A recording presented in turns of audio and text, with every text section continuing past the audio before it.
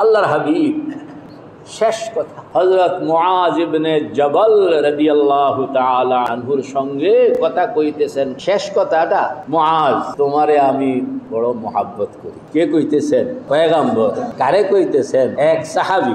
এই কথাটা হযরত মুআজের জীবনের সবচেয়ে বড় প্রাপ্তি যে পয়গম্বরের কণ্ঠে এই কথাটা আসছে যে তোমারে আমি। মুআজ ইবনে জবল রাদিয়াল্লাহু তাআলা শেষ কথাটা, মুআজ তোমাকে বড়। ঘটনা ছিল উনি ইয়ামানের গভর্নর। আল্লাহর হাবিবের তখন রাজধানী হইল মদিনা মুনাওয়ারা, আর গভর্নর হযরত মুআজ জিম্মাদারি এলাকা, ডিউটি এলাকা কোথায়? ইয়ামান। বছরে একবার আসেন, দিক নির্দেশনা নিয়ে যান, বিষয় জানা যান, প্রয়োগ করেন ইয়ামান। জিন্দিগির শেষ বছর মানে বছরে একবার আসে, তো এই যে বছর গুললেন একবার আসবে না, এটা হলো শেষ বছর। আল্লাহর হাবিব জানেন যে আগামী বছর মুআজ আসবে, মুহাম্মদুর রাসূলুল্লাহকে পাবে, মুহাম্মদুর রাসূলুল্লাহকে পাবে। অন্য টাইমে হযরত মুআজ আসে, অনেক কথাবার্তা হয়। এরপরে আল্লাহর হাবিব মদিনা মুনাওয়ারায় মসজিদে নববীতে থাকেন। মুআজ সালাম কালাম মুসাফা করে চলে যান, বিদায় বেলায় মুসাফা করে বিদায় করে দেন। এই বছর আল্লাহর হাবিব মসজিদ থেকে হযরত মুআজকে বিদায় দেননি। হযরত মুআজ কথাবার্তা শেষ, এখন চলে যাবেন, বের হচ্ছেন। তা আল্লাহর হাবিবও বের হতেছে। দাঁড়াইয়া অন্য সময় মুসাফা করে যাও, এবার মুসাফা করে যাও কইতেছে না, হাত ধরা অবস্থায় হাঁটতেছে। মসজিদ থেকে বাইর হইতেছে, বাইর হইয়া অনেক দূর হাঁটতেছে, ঘোড়া হাঁটতেছে, মুআজ হাঁটতেছেন, আল্লাহর হাবিব হাঁটতেছে। অনেক কথা বলে, যেন পয়গম্বর হযরত মুআজকে ছাড়তে চাচ্ছেন না। পরিস্থিতিটা হইল এরকম, হযরত মুআজকে ছাড়তে চাচ্ছেন। হযরত মুআজ বলেন, আমিও উঠতে পারতেছি না, ঘোড়ায় হাঁটতেছি। তো ওই পথে পথে কইতেছে, মুআজ তোমারে বড় মহব্বত করি। তো হযরত মুআজ বলেন, ইয়া রাসূলুল্লাহ, আমিও আপনাকে কি যে মহব্বত করি। কে কে মহব্বত করতে রাজি আছেন? আল্লাহর হাবিবের কণ্ঠে এই কথাটা শুনুনের জন্য কারোর আগ্রহ আসেনি? আল্লাহ আল্লাহ আল্লাহ। তো তোমারে বড় হযরত মুআজ জবাব, ইয়া রাসূলুল্লাহ, কলিজা খুলে দেখাইতে পারবো না কি মহাব্বত পয়গম্বরের জন্য মুআজের অন্তরে রাখা। তো শেষ কথা কইতেছে, মুআজ আগামী বছর হয়তো তুমি আসবা, কিন্তু আমাকে আর পাইবা না। তখনই হযরত মুআজের কলিজায় মুআজ দিছে যে আল্লাহর রাসূল তো বিদায়ের কথা শুনে দিতেছে যে আমারে আর পাই। হযরত মুআজ বলেন, আমার পা যেন ভেঙে গেল, আমি আর হাঁটতে পারি না। আমার ভিতরটায় এমন একটা মোড়া দিছে যে আমি গভর্নরগিরি করব না, আমি মদিনায় থাকতে যাবো, গভর্নরগিরি করতে না মদিনায়। তো আল্লাহর হাবিব বললেন যে মুআজ, দুর্বল হইলে তো চলবে না, আমরা তো হইলাম আল্লাহর খলিফা। নিজেকে আল্লাহর রঙে রঙিন করা আর জগৎকে ওই রঙে রঙিন করার পরিবেশ বানানো, এটা আমাদের ডিউটি। আবেগ থাকবে কিন্তু এটা মনের মধ্যে, আর কাজ এটা হইল আসল জিনিস। ভেঙে পড়লে তো হবে না। দুনিয়া এটা দুনিয়া, কেউ আসে কেউ যায়, রানিং, ভেঙে পড়লে হবে না। আল্লাহ রসুল বললেন যে মুআজ, শেষ কথা, তোমার জন্য শেষ কথা, উম্মতের সকলের জন্য শেষ কথা পয়গম্বরের পক্ষ থেকে, ইত্তাকিল্লাহ হাইসু মা কুনতা, তুমি যেখানেই থাকো পরহেজগারির সঙ্গে থাকো, সাবধানতার জিন্দেগির সঙ্গে থাকো। কিসের সাবধানতা? যেন কোন রকমের গুনাহ তোমাকে টাচ করতে না পারে, স্পর্শ করতে না পারে।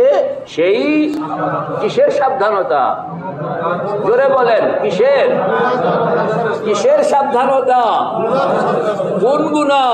ছোট বড় যত রকমের। আল্লাহর হাবিবের জিন্দেগিটা কি ছিল? আল্লাহর হাবিবের জিন্দেগি সারা দুনিয়া কুফুর শিরকের অন্ধকারে নিমজ্জিত পয়গম্বর এই অন্ধকার বিশ্বে তশরিফ আনলেন। মানুষকে প্রথম অন্ধকারের কারণ যেটা শিরক, মোটা দাগে অন্ধকারের কারণ যেটা, এর নাম কি? শিরক।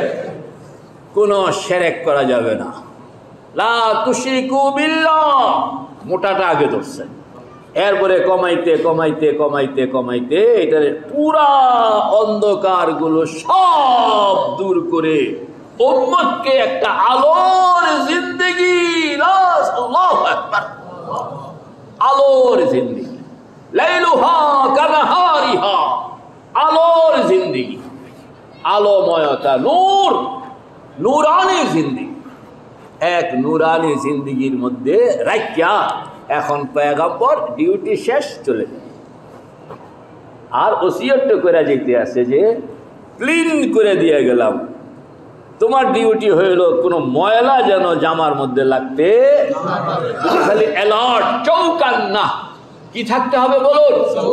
আরো জোরে বলুন, আরো জোরে বলুন। এটার নাম হইল পরহেজগারি। তুমি 24 ঘন্টা হার হালতে যেখানেই থাকো চৌকান্না থাকো, সাবধান থাকো যেন কোনো শিরক, কোনো বেদাত, কোনো কবিরা গুনাহ, কোনো সগীরা গুনাহ তোমার এই পরিচ্ছন্ন জামার মধ্যে লাগতে। কে কে তৈয়ার? কে কে তৈয়ার? নারায়ে তাকবীর। ইত্তাকিল্লাহ হাইসুমা, তুমি চৌকান্না জীবন অবলম্বন করো, পরহেজগারির জীবন অবলম্বন করে চলো, তাকওয়ার জীবন নিয়ত করছে কে কে দেখি? তাকওয়ার জীবন, যে আমি 10টা চোখ রাখবো যেন কোন রকমের সগীরা গুনাহ, কোন কবিরা গুনাহ, কোন শিরক আমাকে স্পর্শ করতে। তো মুআজ, এই শেষ কথাটা, তুমি তো চাইতেছো, তোমার অভিলাষ যে তুমি ইয়ামন যাইবা না, তুমি আমার এখানে থাকবা। আমার এখানে থাকনের এই অভিলাষ সকলের মনে আছে, সবাই চায় রহে মেরা মস্কান हवाली काबा बने मेरा मदफन दियारे मदीना वहाँ जलवा फरमा हयातुन नबी है रहे जायरी में मज़ारे मदीना। প্রত্যেক মুমিন মুসলমানের এই একটা চাওয়া পাওয়া, মনের অভিলাষ যে জিন্দেগিটা কাটবে আল্লাহকে খোঁজনের প্রেরণায়, আল্লাহকে তালাশ করুন, আল্লাহকে তুঝে ঢুঁढता हूँ, পড়েন না, তুঝে ঢুঁढता हूँ तेरे राह किधर है बता दे खुदाया बता हमको तेरे राह किस तरफ है बता हमको तेरे राह किस तरफ है तेरे राह पर चला हमको खुदाया। জিন্দেগিটা হইলো যে আল্লাহকে খুঁজতেছে, এটা হলো তার জিন্দেগি। খুঁজতে খুঁজতে এক টাইমে মরণের সময় আসবে না? মরণের সময় যখন আসবে, ও আল্লাহ আমাকে আপনার পয়গম্বরের কাছাকাছি এক জায়গায় নিয়ে শোয়াইয়া দিবেন। আল্লাহু আকবার। এটা মুমিন বান্দার একটা আকুতি। তো এটা সবাই চায়। আল্লাহর হাবিব হযরতে মুহাম্মদুর রাসূলুল্লাহ সাল্লাল্লাহু তাআলা আলাইহি ওয়া আলা আলিহি ওয়া আসহাবিহি আজমাইন মুআজকে হাত ধরা অবস্থায়, বলেন না, মুয়াজ্জিন সাহেব বলেন, হাত ধরা পয়গম্বর হাত ধরে রাখছেন কার? হযরত মুআজ। হাত ধরেই কইতে আছে, তোমার মনের মধ্যে তো হইল যে আমার এখানে থাকো, সবকিছু দেখো, মনটা একটু ভরবে। মা মুমূর্ষু অবস্থা, সন্তান পারবে ঢাকা বয়ে থাকতো, 144 চলে, এরপরও দূর দিছে, পারে না, থাকতে পারে না, পাগল। আর ওই পাগলদেরকে পয়গম্বর জানাইতেছে, দেখো একটা রুলস বলি, সেটা হইল ইত্তাকিল্লাহ, তুমি পরহেজগারির জিন্দেগি অবলম্বন করে চলো, সাবধানতার জিন্দেগি অবলম্বন করে চলবে। যেখানেই থাকো, মদিনায় থাকো আর মক্কায় থাকো, সৌদি আরব থাকো আর ইয়ামান থাকো, তোমার জিন্দেগির স্টাইল হবে ইত্তাকিল্লাহ হাইসুমা কুনতা। যেখানে আমি থাকবো চৌকান্নার সঙ্গে থাকবো, যেন কোনো সগীরা গুনাহ, কোনো কবিরা গুনাহ, কোনো শিরকের গুনাহ, কোনো গুনাহ আমাকে স্পর্শ করতে যে আমি সব রেডি করে একবারে জামাটা ধুইয়া পরিষ্কার করে ইস্তারি করে গায়ে পরাইয়া দিলাম, তোমার উপরে এখন বাজান ময়লা লাগাইও না। আমি তো সব শিরক ছিল দূর করে দিলাম, কুফর ছিল দূর করে দিলাম, কবিরা গুনাহ ছিল দূর করে দিলাম, খুন খারাপি ছিল দূর করে দিলাম, অজ্ঞতা ছিল দূর করে দিলাম, সব ক্লিয়ার করে তোমাকে পরিচ্ছন্ন একটা জিন্দেগির মধ্যে, আলোর জিন্দেগির মধ্যে তোমাকে দাঁড় করাইয়া এখন আমি বিদায়ী সালাম দেওয়ার সময় আসসালামু আলাইকুম কইয়া চলে যাচ্ছি। ওসিয়ত জামাটার মধ্যে যেন ময়লা না লাগে। লাগাইবেন নি? লাগাইবেন? এই জামাটার মধ্যে ময়লা লাগাইলে পয়গম্বরের কলিজার মধ্যে একটা কষ্ট আসে যে দেখছেন ইতি করলোটা কিনা, আমি এত কষ্ট করে ধুইয়া যাইয়া ইস্তারি করে পরিষ্কার করে গায়ে লাগাইয়া দিলাম, আর এইতে এটার মধ্যে ময়লা লাগাই, কষ্ট লাগবো না? আপনার কষ্ট লাগবো না? আল্লাহ কবির। যেখানেই থাকো, বাংলাদেশে থাকো, পাকিস্তানে থাকো, ইন্ডিয়ায় থাকো, ভালো অবস্থায় থাকো, বুড়া অবস্থায় থাকো, কোনো ন্যায়ের অবস্থায়, কোনো জুলুমের পরিবেশে যেইখানে তুমি থাকো, তোমার বেসিক জিম্মাদারি হইল ইত্তাকিল্লাহ। বলুন ইত্তাকিল্লাহ, বলুন ইত্তাকিল্লাহ, ইত্তাকিল্লাহ, ইত্তাকিল্লাহ।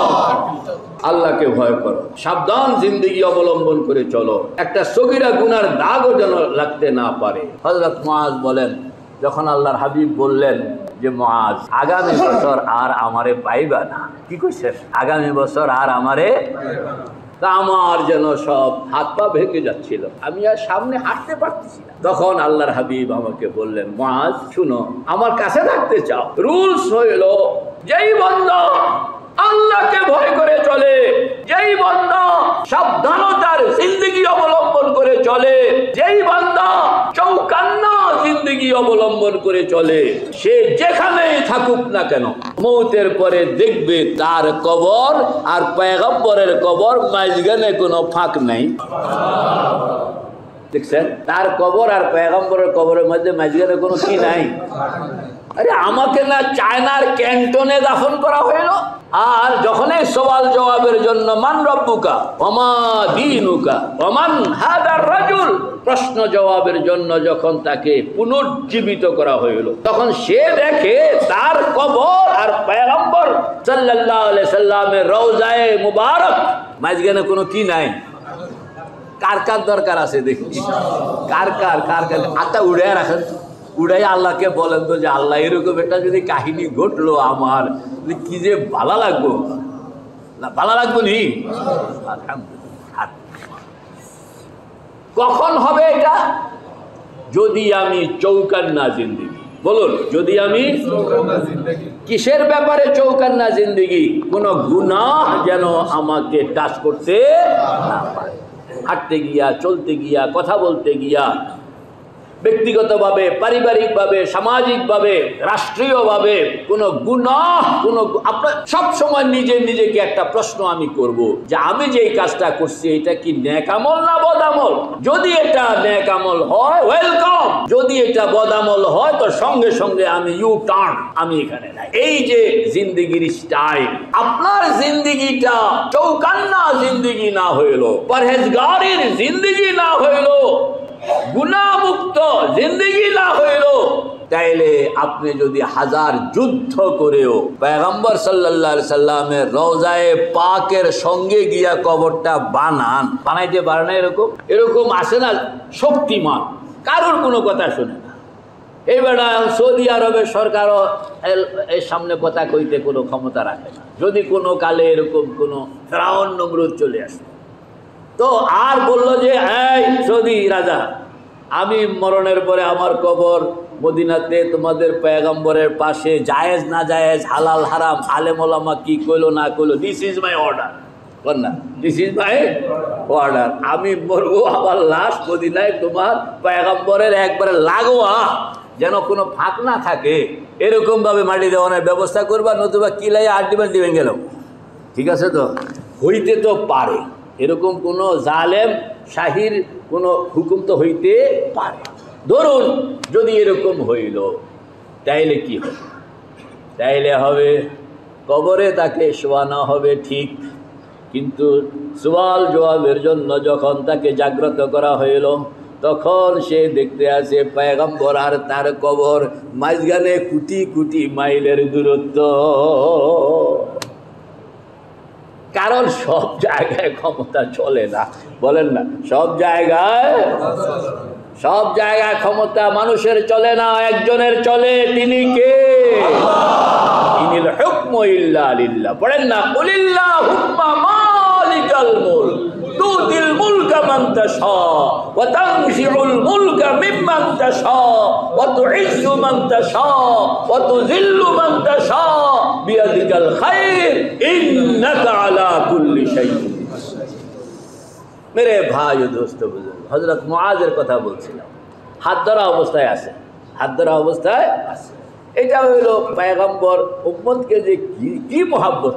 আপনি যদি এরকম সুন্নতওয়ালা জিন্দেগি বানাইতে পারলেন তাইলে আপনি মৌতের আগে পাইবেন, মুরাকাবার হালতেও পাইতে পারেন, নিদ্রার হালতেও পাইতে পারেন যে পয়গম্বর আপনাকে এরকম হাত ধরে হাঁটতেছে। আল্লাহ পাক এই নিয়ামত গুলোকে এগুলো যোগ্যতার সঙ্গে দিয়ে রাখছে, যার যোগ্যতা হবে। অনেকে বলে হুজুর আল্লাহর হাবিবকে স্বপ্নে দেখতাম। আরে মিয়া সাহেব, স্বপ্নে দেখতে চাওয়াটাও তো দুঃসাহস। আপনার যখন যোগ্যতা হয়ে যাবে তো অটোমেটিকই আল্লাহ পাক আপনাকে পয়গম্বরের সঙ্গে দেখা করাইয়া দিবেন। আর যদি সেই যোগ্যতা না আসলো তাইলে সেই অভিলাষ পোষণ করাটাও তো দুঃসাহসের ব্যাপার। আমার নাই যোগ্যতা, নাই চাইরা না, হে বেটা ডিপার্টমেন্ট খুলে বইছে কোটি টাকা হইল। সুবহানাল্লাহ। পয়গম্বরকে দেখানোর অভিলাষ রাখতে হবে, থাকতে হবে। তবে মনে মনে এটাও চাইতে হবে যে আল্লাহ আমারে সে যোগ্য বানায়া দাও, আর যোগ্য বানায়া তারপরে অটোমেটিকই আমি যেন পাই আল্লাহ। তো হযরত মুআজের হাত ধরে আছে, হাত ধরে বলতেছেন ইত্তাকিল্লাহ, আল্লাহকে ভয় করো, সাবধানতার জিন্দেগি, মনের মধ্যে সব সময় আল্লাহ পাকের ধ্যান, আল্লাহ পাকের খেয়াল, আল্লাহ পাকের জিকির। আল্লাহু হাজিরি, পড়ুন, আল্লাহু হাজিরি, আল্লাহু নাজিরি, আল্লাহু শাহিদি, আল্লাহু মাই। এজন্য আমাদের বুজুর্গরা এই চারটা শব্দ রপ্ত করা, যে তুমি সুন্দর মতন বসো এবং চোখটা বন্ধ করে আল্লাহকে, সুবহানাল্লাহ, চারটা শব্দ বলো না, আল্লাহু হাজিরি, আল্লাহু নাজিরি, আল্লাহু শাহিদি, আল্লাহু মাই, লা ইলাহা ইল্লাল্লাহ, লা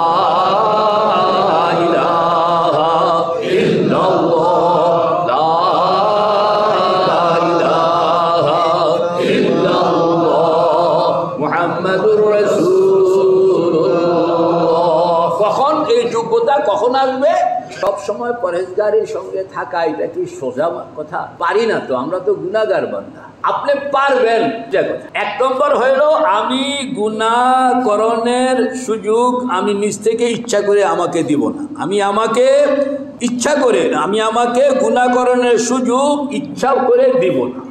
এরপরেও ঘটে যেতে পারে, তো ঘটে গেলে থাকতে দিব না, গুনাহ থাকতে দিব না। এটাকে সঙ্গে সঙ্গে আস্তাগফিরুল্লাহ বলেন, আস্তাগফিরুল্লাহ, আস্তাগফিরুল্লাহ, আস্তাগফিরুল্লাহ আল্লাযী লা ইলাহা ইল্লা হুয়াল হাইয়ুল কাইয়্যুম ওয়া আতুবু ইলাইহি লা হাওলা ওয়ালা কুওয়াতা ইল্লা বিল্লাহিল আলিয়্যিল আযীম। মন থেকে আপনি যখন এই দোয়াটা পড়বেন তাহলে আল্লাহর হাবিব বলেন যে গুনাহ না থাকা অবস্থায় জামার স্ট্যান্ডার্ডটা, কালারটা যেরকম ছিল, গুনাহ হয়ে গেছে, দাগ পড়ছে, ইস্তেগফার করছো, তো সঙ্গে সঙ্গে সেই দাগ উঠতে আবার সাবেক হাল হয়ে গেছে। আলহামদুলিল্লাহ বলেন।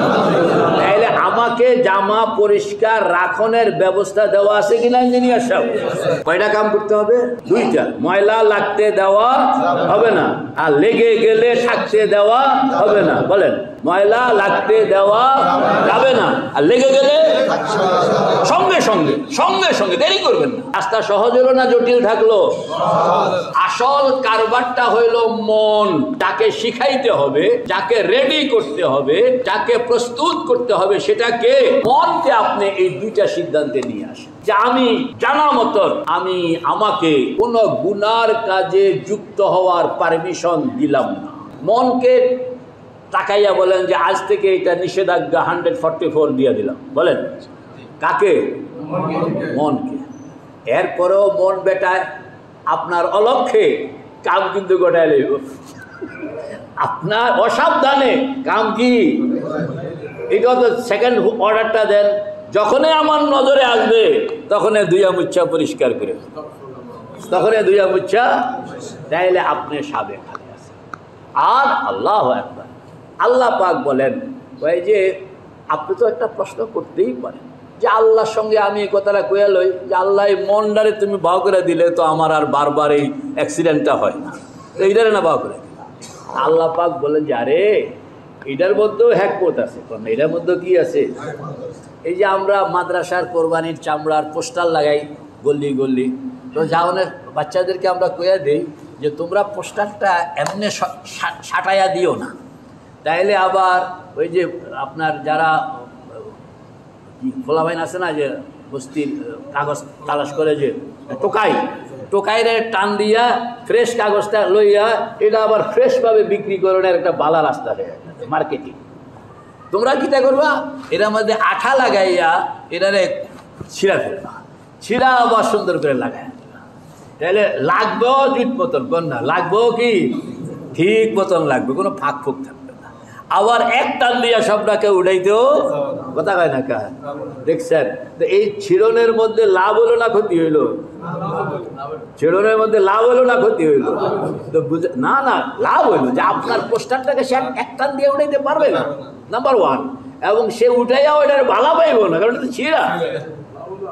আমার লাভ আল্লাহ, তো তোমার লাভের জন্য মাঝে মাঝে গুনাহ হয়, এটা ইচ্ছা করে তুমি করবা না, এটা আল্লাহ এরকম ভাবে ঘটাইয়া ফেলে, ঘটাইয়া আবার এটাকে এরকম শক্তভাবে সেট করে যেন এটা আগের থেকেও আরো মজবুত হয়, যে গুনাহ করণের পরে বন্দার অবস্থা আল্লাহর কাছে তওবার কারণে আরো আরো আরো আল্লাহু আকবার, কে কে তৈরি চলো। আল্লাহ পাক আমাদেরকে আমল করণের